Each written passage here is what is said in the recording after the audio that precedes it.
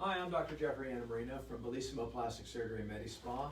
Welcome to our August version of Facebook Live. We are coming from Monroeville, our Monroeville office tonight. And tonight we're going to talk about his and her procedures. So we're going to talk about plastic surgery for both men and women, the procedures that they share, what would be the difference, why, if there's a difference between what women want for results versus men. So any questions that you have, please type them in. I'll be happy to answer them for you. So it's one of the most common things that I get asked outside of the office is, how many men come in to see you? Do you see an increase in men? Are there procedures that men want different than what women want? So we're kind of go through that tonight. But right now we probably have about an 80% women to 20% male population. That's been increasing over the years, and recently, over the last couple of months, I think that we're even seeing even more males, and those numbers may be changing to even more around 25% men. So procedures for men are always increasing now, even the non-invasive. So because of our aesthetic center that we talked about last time with our Modus hair removal laser, guys are really jumping on that because it's really something that works well, it's painless, there's no downtime. So guys are really coming in for that. I'm seeing a difference in what men are coming in for. If you'd have asked me, a few years ago, what's the most common male procedure, it would be liposuction. I'm not seeing that as much today. It's kind of dropped down to about third on my list. So we'll talk about some other, the procedures that have kind of moved up on the list later tonight. So any questions, let me know. Otherwise, we'll just kick it off. How do the questions differ during a consultation between men and women? I think they're similar. Everybody's coming in to talk about something about themselves that's always kind of bothered them or has bothered them as they're aging. So what I'm seeing now is with men is that a lot of guys are really taking better care of themselves, and so the guys that are coming in are relatively fit. What they're finding is that even though they're staying in shape, that the aging of their face is not being affected by their exercise and healthy eating habits. Genetics is really playing its role in their aging process. So for men, I'm seeing a lot more facial surgery. The other thing that I think women have been coming in for at an earlier age is a lot of skin care, keeping their skin clean, having that rejuvenated look, that kind of glow to their skin. So we've been seeing women earlier on, and then as women get into their 30s, especially into the 40s, then we've done more Botox, dermal fillers, lasers, dermaplaning, and that kind of stuff. So women have just been kind of gradually taking care of that aging process all along the way, so that if you start looking at facial rejuvenation, women are probably in their early 50s or maybe late 40s, but the average is probably in their early 50s coming in for eyelids, possible neck lifts and facelifts. Men don't, they're starting to come in now for more skin care, but still they're usually later in life, so guys are usually in their 40s. But when you start talking about facial rejuvenation surgery, men are usually in their mid-50s to late 50s is where we're seeing them. So we're seeing a rise in men, but the age group is a little bit older for men. I think men up until that point are aging a little bit slower than women, just anatomically, the thickness of our skin, and so with women having a little bit thinner dermis, not as many contacts with the skin and the underlying structures, women seem to be aging a little bit sooner up until that time. Do you think there's a stigma when it comes to plastic surgery procedures for men versus women? I think it's still more readily accepted for women, but I'll tell you, with the non-invasives and with the facial rejuvenation, I think there's a lot of guys that really don't have an issue with it. So some of the men that are coming in the last few months about facial rejuvenation surgery, they're guys that you would never think that would even be thinking about it, and it's something that's been on their mind. The other thing that we're seeing a lot with men is gynecomastia correction. So I think that has really been the hot spot over the last few months. So about the end of last year, I started seeing an increase in the beginning of this year. And now, since we've reopened our doors after the shutdown, I'm seeing at least 1 to 2 men every week for gynecomastia correction. So it's a common issue. So when I said earlier about liposuction for men, that used to be the #1 for me. It's now third behind gynecomastia and facial rejuvenation. So let's jump into facelifts. Why do women generally choose to have a facelift, and how does that compare to why a man would choose to have one? I think it's really for the same reasons. Both men and women, I don't think there's any difference with it. Both men and women want to look their best, and they want to look healthy. They want to look rejuvenated. A lot of times they don't come in and say, I want a facelift because I'm looking old. They want to have that sort of a rejuvenated look. They want to have that glow. They don't want to look tired. So for women, I think that's always been the reason, and guys, I think, are getting on board with that. So again, I think it's just the difference in the age group when men are seeing it and when women are seeing it, and that's bringing them in. How do the results differ between a man and a woman?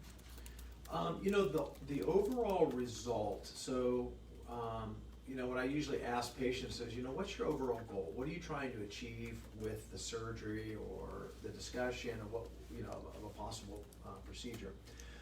Women in a facelift, you can tend to pull a little bit tighter. Women want to be smoother. They do not want to have the lines. They want to have smoother skin. They want to have a more cut jawline. They want to have a tighter neck. Men just want to take some years off. They want to look rejuvenated. But from the society standpoint, women are okay to have much smoother skin, but it's not as accepted for women to continue to have lines. Men, on the other hand, you have to leave some lines behind because men are supposed to look a little more rugged. Society allows us to have, you know, the crow's feet, the nasolabial folds, and some lines in our face. It kind of makes us look rugged and I guess more manly. So for a man, I don't pull as tight. I try to rejuvenate them, but I'm not trying to go for a smooth look. I think a lot of times we see people in the spotlight that have had surgery, especially the men, and they look odd. And I think the whole reason is that the surgery that they had was overdone. So for men, it's okay to leave a little bit behind. Are the incisions different for a man versus a woman? Yeah, that's a big difference, and so that's something you have to talk about for a man. A woman, because she does not have a beard, we can hide those incisions. We curve it around the front of the ear, we hide it behind this part of the ear called the tragus, and then hook it around the ear. For a man, you can't hook it around the tragus because the beard would be pulled up onto the ear. So for a man, you have to actually come right in front of the ear and then hug the ear as closely as you can. The amazing thing is that incision actually heals beautifully for a man. So when you had asked earlier about healing, men tend to heal a little bit quicker than women. And so from a man's perspective, we have a thicker skin and our face actually has more vascularity. So we tend to heal faster. Women stay pinker a little bit longer, and things are just a little bit slower by several weeks actually. Let's talk a little bit about liposuction. Are liposuction procedures more common for men or women, and what areas do you see more commonly for men versus women? Yeah, you know what, it works equally as well whether you're a man or a woman, and you can go head to toe on either one. Women tend to use liposuction more, so the most common areas for a woman are hips and abdomen, but also submental area. This area under the chin is really popular right now. I'm seeing at least 1 to 2 women a week just for that. Women also like their arms, thighs, so inner and outer thighs, and even the calves. So women will tend to go more head to toe. Men on the other hand, and the other one also for women I forgot is the back area, so what they call back fat, so underneath the bra. Those are really popular areas for a woman. For a man, it's generally hips and abdomen. That's the most common areas for a guy. Right now, when I do the gynecomastia repair, I actually do a combination of liposuction of the chest and direct excision of the breast tissue, this line behind the nipple. So I do a combination of the two, and that really gives the better contour. So chest liposuction for a guy is also rising in popularity. Is there anything you have to consider differently during the procedure, depending on if it's male or female? Not really. I mean, you have to look at the individual and their body habitus. So it doesn't really matter if it's man or a woman. I think you're trying to contour each body just a little bit differently, and so I think that's the most important part of it is, you know, what am I trying to achieve as the surgeon? And so for a woman, I want to really work on her waistline and create a little bit more curviness. For a man, I don't want to have that, so you want to have more of a boxy look of the trunk. And so the background, we have patients still calling, so that's a good thing. We had a question come in from Carol. How long does a facelift last? Carol, that's a good question. It depends on the age of the patient. It depends on male or female. It depends on the skin, the texture of the skin, or the thickness of the skin. On average, facelifts last about 8 years, so somewhere between 8 and 10 years. All right, let's jump into one of our spa treatments, the Modis laser hair removal. How often do you see male patients being treated with for hair removal? That's a hard question to answer right off the bat because we just launched that device since we've opened our doors. We bought that device at the end of last year. We were just starting to get it rolling when we had the COVID shutdown. So over the summers when we started seeing it, I think we're seeing a lot more patients coming in now. We've had patients that we have done hair removal on with another laser that are coming back in, and we're kind of touching up those areas. So I think that from that standpoint, the Modis laser, we use it pretty often. So it's getting more and more popular, and for both men and women. What areas do men generally ask to be treated with versus what do women look to be treated with? Great question. So men usually back, chest, and neck area. So back of the neck, front of the neck, so areas that are just problematic for shaving. But the back of the neck where we grow hair underneath our hairline, that's a very popular area as well. But for sure backs.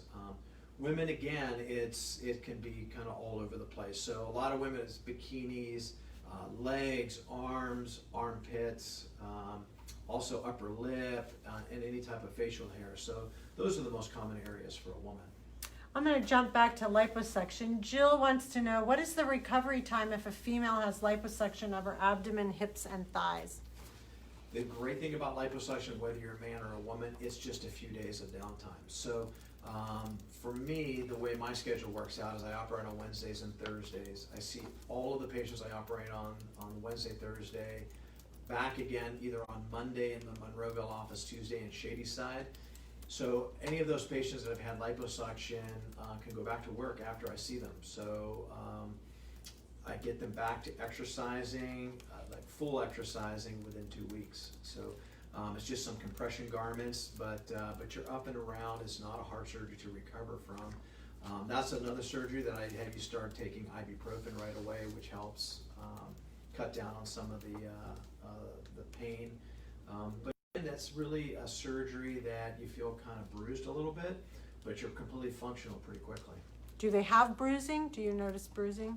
It depends on the patient, but yeah, you usually have some bruising in some more dependent areas. So if I do hips and abdomen, usually the pubic area gets some bruising. You can bruise down on the top of the thighs and on the outside part of your thigh. The bruising is usually gone within 7 to 10 days, though. And you mentioned garments. They wear compression garments. Right. So around the abdomen, I have them wear a binder for the first few days, and then we use some compression shorts like Spanx or any other type of compression garment.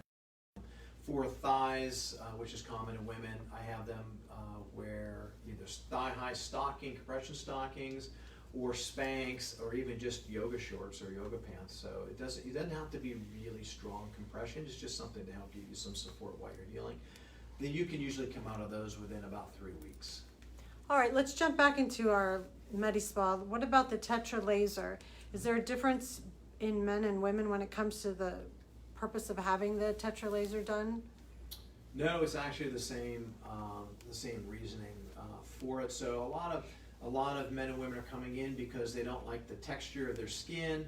They've had different, like a little bit of acne scarring as they were growing up. They want to have a little bit of tightening of the skin. They want to change the thickness of their skin. So the men that we've done actually get a very good result because, again, men have a little bit more thickness to their dermis, and that's what we're stimulating with that CO2 laser. So we get some great results with that laser.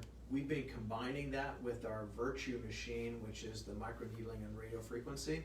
So we've been doing those treatments combined every month on patients for about 3 to 4 visits.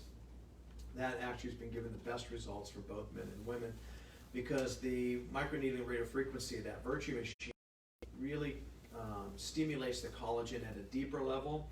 The CO2 laser is at a little bit more superficial level, but it also helps take care of the texture of the skin as well. So again, both men and women really benefit from that.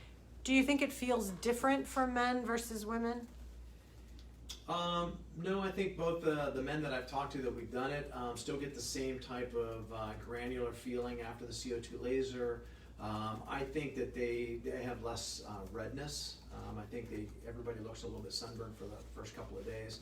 But again, because men are blessed with a little bit more dermis and a little bit thicker skin, I think it heals a little bit quicker. So I don't think we get as much swelling either. All right, let's jump into breast surgery. Mm-hmm. Can you explain what gynecomastia is? Yeah, gynecomastia is actually a very common issue for men. So all men are born with a little bit of breast tissue behind the nipple. The most common reason for that tissue to be stimulated is around puberty. So gynecomastia is actually a growth of that glandular tissue or the breast tissue behind the nipple.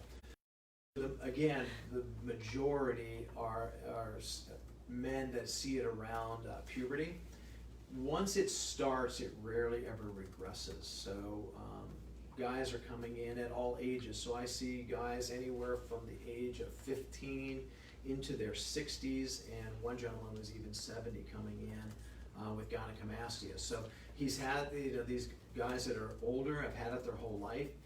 A lot of times it's the clothing that brings them in because sometimes when they're wearing golf shirts or shirts to work out in, it's actually showing more, so you see the protuberance more. Some men are coming in because they've been working out and they've lost weight, so now they've lost some fatty tissue in their chest, so the breast tissue is not affected by weight loss, as many women know. So now, where they used to have a little bit more camouflage with the fatty tissue, now that's gone, so they're seeing the breast tissue even more. So it's a common issue, and as I said, in the last, since the end of last year till now, I'm seeing a lot of men with this problem. And what would you say is the common breast surgery you're seeing for women right now? For women, still breast augmentation is by far and away the most common. Right behind that is the combination of augmentation with a breast lift. So that's right behind it. So many of the women are coming in because of pregnancy or aging, and so a lot of times they need some type of a lift. As we talked about before, there's 4 different types of lifts. So sometimes women just need a little bit of a lift versus a full lift. So that's right behind it. Breast reductions are usually pretty stable. So again, in the last few months, I seem to see a little bit of an increase in breast reductions because a lot of women are working from home now, so I think they can get back to work from home a little bit quicker, so they don't have the downtime with a breast reduction, which is usually about 10 days to 2 weeks off of work. Now they can really sit at home and be back to work in just a few days working from home. So I see an uptick in the amount of breast reductions that I'm getting as well. So let's talk about eye surgery for a minute. Is the goal the same for men and women when what is the goal involved with the BLEF? Again, eye surgery is a surgery I really love to do. It's such a delicate surgery, but it can make such a big difference. So again, for women, the goal is to really remove almost all of the excess skin, really make a clean look, especially that upper eyelid. Women want to see a lot of their upper eyelid. They want to put on the makeup. They don't want to have to lift their eyebrow and kind of smooth out that skin. They want that to be very smooth. They want to see a lot of their eye. So when you see a lot of eyelid or upper eyelid show, it also shows off your eyes. So your eyes can really, the color of your eyes really comes through. The lower eyelids are also something that when you have that fullness, the bags under your eyes, which is just some herniated fat and some excess skin with some crepey skin, some lines, that can also take away from you the eyes really making their appearance. So again, taking out that fatty tissue and smoothing out that lower lid so that your cheek to lid junction is very smooth, can really make somebody look rejuvenated and rested and without a lot of show. The eyelids heal very nicely. So the goal for a woman is to make that smooth. You do not want any lines. You want it to be really nice and smooth and tucked away. I've been using the CO2 laser after those surgeries also to treat the crepiness, because surgery will take away the extra skin, but it won't treat the crepiness. So the CO2 laser can kind of stimulate that. For men, again, you have to be careful because, again, men are supposed to look a little more rugged, a little bit more lined. So you do not want to take away all of their skin. You want to leave a little bit of skin behind on the upper eyelid. I always joke around with men saying we're supposed to look a little bit more sinister, you know, kind of more of a squinty eye look. So you want to have a little bit of lines on the lower eyelid. You want to have just a tiny bit of excess skin. You do not want to roll that skin out when you redrape it smooth like a woman. And again, if you look at people in the spotlight, they're on TV, that the men that look weird after that is usually because, in my opinion, I think that they've taken too much skin. They've made guys look more feminine than a guy should look. You should look still like you're a little bit crepey underneath your eyelids, and so you'll get a rejuvenated look, but still look masculine. Where would the suture lines be for men and women? That's great. You know what? For eyelid surgery, exactly the same. So in the upper eyelid, you'll have a single incision in the upper eyelid crease, and I use some stitches that I have to take out in about 5 to 7 days. The lower eyelid, there's usually 2 incisions. One's on the inside through the mucosa to get to the fat. There's no sutures in that. The other incision is just underneath the eyelashes going out, and then a little bit of an extension out onto this part of the orbit right on the bone. And those are the stitches that I have to take out in 5 days. So no matter man or woman, it's the same incisions. It's just a little bit different in how much skin to remove. And let's close off with weight loss procedures. How do men and women gain weight differently? What areas do they tend to put on extra weight? You know, it's interesting with weight gain and weight loss because there are differences between men and women, but there's also huge variation in each of the genders. So typically, men will gain weight around the hips, abdomen. Men are also more prone to having internal, or what we call visceral fat. So that's where you kind of get that. We joked, you know, in the past about beer bellies, and so that kind of that round, hard look, that's usually fat on the inside. So that's generally typically where men get it. They also get it in their chest as we get older. So, and as I said before, liposuction of the chest is on the rise because guys are getting more fatty tissue in their chest as well. So those are the kind of the core areas for men. Women typically gain weight along the hips, outside of the thigh, inside of the thigh, actually in the arms as well. So that's where most women are seeing it. So liposuction of the upper arms for women is really getting popular. The one thing that I see in women that I know drives them crazy is that the upper part of the arm, right behind the shoulder muscle, the deltoid, is kind of full in most women. So in dresses that are sleeveless or tank tops or shirts that are sleeveless, it's kind of full there. So when I do liposuction in that area, I really go after that area and try to shape that so that when a woman puts her arm down, it's in much better shape and you can see more of the deltoid rather than that fullness there from some adipose tissue. So from that standpoint, that's sort of where women get it versus men. Now, when patients have lost a lot of weight, so if you've lost, you know, you're looking at 100, 150 pounds, you know, when that happens, then it's sort of very highly variable for both men and women of how they lose the weight. Some people lose a lot in their core, but their legs stay full. Some people lose a lot in their arms, the belly stays full. So there's really no rhyme or reason for that. So when I see a patient that's either had bariatric surgery or has lost a lot of weight, it's always interesting to see what's going to be, hidden behind their clothing. All right, do you have anything else you want to add? I know you talked That's about it. submental.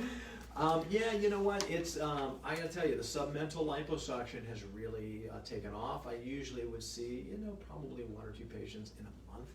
Now I'm seeing 1 or 2 patients in a week, and that's been consistent for the last several months.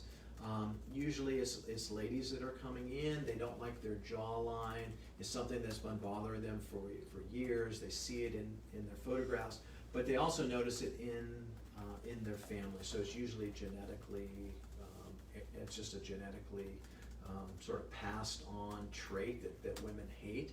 So I just had a lady today who's had Kybella 3 times, just doesn't like the contour.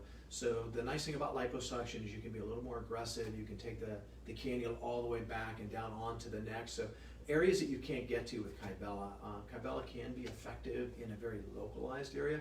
The small cannula really allows you to be a little bit more aggressive, a little bit more artistic in how you want to take that fat out. Really try to sculpt that jawline out. And so most of the time these ladies are really, really happy with it. We just don't see it as much in men. Again, it's just something that's different we see in women more than men. And the reason, I have no idea why. Where's the incision at for that? Typically, the incision is right underneath the chin, just back a little ways. Everybody has a little bit of a crease here. It's about a 2 millimeter incision, and that's all it is. Once in a while, depending upon what the goal is, sometimes I'll make one, right here just below the earlobe on both sides, and you can come the other way as well. But for me, 90–95% of the time, it's just one tiny incision there. It takes 1 stitch to close it. You're in compression for about 3 or 4 days, and then after that, it's really not a lot of compression. So again, with that surgery, it's almost painless, and you can get back to exercising within a couple of weeks. So I'm getting the sign that my time is up. I can talk all night, as many of you know. So again, I thank you for joining us, and thank you for the questions. We are, as I told you last month, we have a brand new announcement. So we are opening up yet another satellite office. This is in Bridgeville at Reveal Body and Skin and Beauty Salon. Excuse me. Skin and Beauty Spa. Yes, and our nurse Ashley will be going out to that. So we're getting her set up to start there very soon. So we have another place where we can reach you. The other announcement I have to make is that next month we are going to have another big announcement. This is something that Ella and I have been working on for the last several months. We're really excited about it, so please tune in next month. We'll talk about this new platform that we'll reveal. So thank you again, and I'll see you in a month.